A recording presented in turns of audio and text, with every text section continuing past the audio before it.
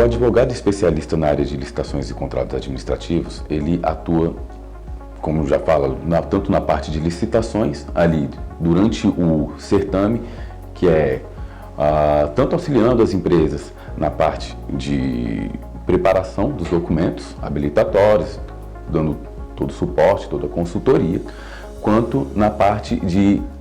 ocorrências de recursos administrativos, seja ele porque algum outro licitante ficou insatisfeito com o resultado, ficou em segundo, terceiro colocado, e ele deseja tirar aquele primeiro, ele considera, né, ele entende que aquele primeiro colocado ele não atendeu os requisitos editalícios, então existe o recurso administrativo para se sanar esse vício dentro do processo,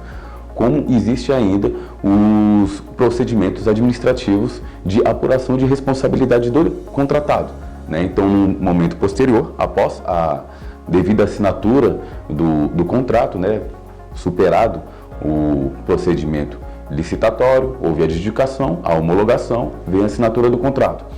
Caso esse contratado ele venha a falhar na execução contratual, será instaurado um procedimento de apuração de responsabilidade e aí o advogado de contratos, licitações e contratos, pode fazer a representação nesse tipo de procedimento. E levando em consideração ainda que, após o procedimento administrativo, existe a possibilidade de se ajuizar a ação perante o Poder Judiciário, né, pedindo tanto a revisão daquela penalidade, anulação, caso o procedimento administrativo ele se encontre ali com algum vício, né? Então, hoje, o advogado, na parte de licitações, ele dá tanto tem a parte consultiva, quanto o contencioso lá na frente, quando precisa bater contra o Estado, porque houve alguma falha naquele procedimento. O advogado que atua nessa área, além de ter que entender do direito administrativo, ele precisa entender de direito civil, é sempre importante entender um pouco de direito trabalhista, direito empresarial, ele abrange um pouco todas as áreas. Por exemplo, se você é um advogado especialista em licitações, vai cuidar de um processo de aplicação e apuração de responsabilidade de uma empresa contratada, e a apuração desse processo, o objeto desse processo, ele é de cunho trabalhista, não foi recolhido FGTS, o salário não foi efetuado o pagamento no dia correto, enfim, seja ele qualquer matéria trabalhista, como você precisa fazer a defesa no procedimento administrativo e no judicial, então é necessário esse conhecimento. E isso se aplica às demais áreas, a questão contratual, seja da empresa com o Estado, porque sempre existe alguma cláusula ali dúbia, uma cláusula um pouco mais abusiva, né? Então é necessário ter esse tipo de conhecimento. O que eu vislumbro hoje é que essa área do direito de licitações, né, esse nicho do direito administrativo, melhor dizendo, ela é bastante ampla, até porque, como falei, ele necessita de um conhecimento um pouco de cada área. O especialista nessa área de licitações, entendo eu que a relevância dele é muito grande, pois ele auxilia no crescimento do país, da economia do país, né? Então, quanto mais empresas têm condições de participar de licitações, mais o Estado está contratando, mais a economia está girando, e com isso existe um crescimento, tanto na parte de empregos, quanto na parte de arrecadação de impostos, que isso é a essência do Estado, né, a principal fonte de arrecadação. Então, tudo isso faz parte de uma cadeia que vai se completando, né? Então, hoje, entendo que o investimento nessa área de licitações por parte do Estado, né, infelizmente, com a pandemia, houve uma queda considerável, né, principalmente no passado, houve uma redução. Houveram muitas compras diretas ali, né, que é uma modalidade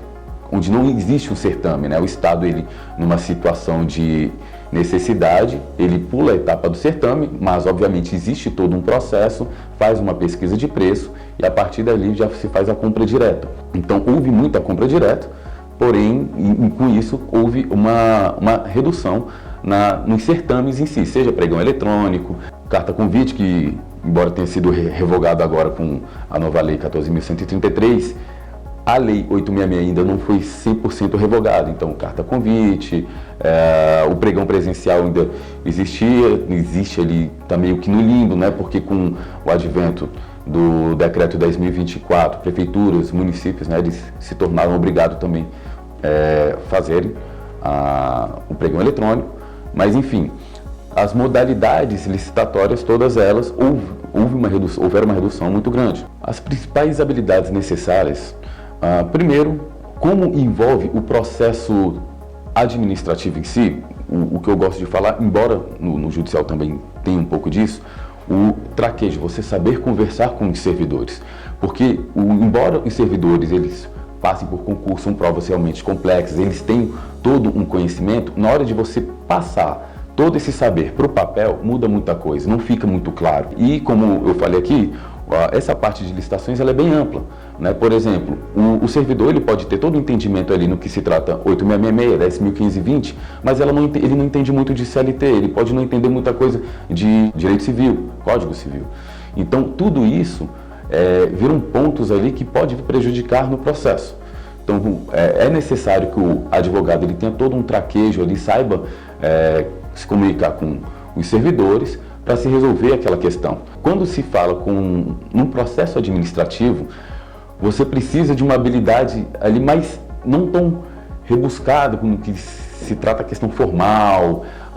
usar termos extremamente técnicos. Pelo contrário, você tem que muitas vezes ensinar pessoas muito mais leigas naquela área, usando termos claros, objetivos, né? Simplesmente para colocar aquele servidor a entender que existe uma falha dentro daquele processo. E onde existe outro ponto muito grande também, porque existe aquele fator humano em que ninguém gosta de ser corrigido muitas vezes, né? Então você tem que conversar com um servidor falando, olha, foi identificado uma inconsistência nesse processo, então existe toda uma delicadeza, né, que isso, se você, o profissional, falhar, certamente pode haver um prejuízo até para a empresa. Infelizmente, isso acontece, mas isso é normal do ser humano e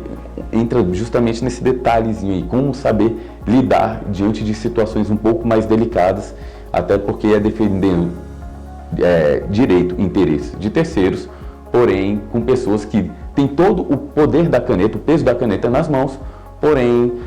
existe orgulho, existe questão de falta de conhecimento, às vezes, da matéria, e o principal, existem muitas situações em que ocorre a perseguição nos processos. Por exemplo, um órgão tem um contrato com a empresa X, essa empresa cometeu alguma falha na execução do contrato e a relação ficou um pouco desgastada. Por mais que o edital esteja lá prevendo lá nas sanções para aquele tipo de penalidade que ele cometeu, tal coisa, não raras vezes acontece de quem tem a caneta vir com um processo muito mais complexo, colocando uma sanção absurdamente mais pesada, ignorando assim até os princípios administrativos, no caso o princípio da vinculação, o princípio da legalidade. Porém, como ele tem o poder de decidir, infelizmente também existe essa situação. E aí onde entra o advogado para fazer a devida correção desse processo.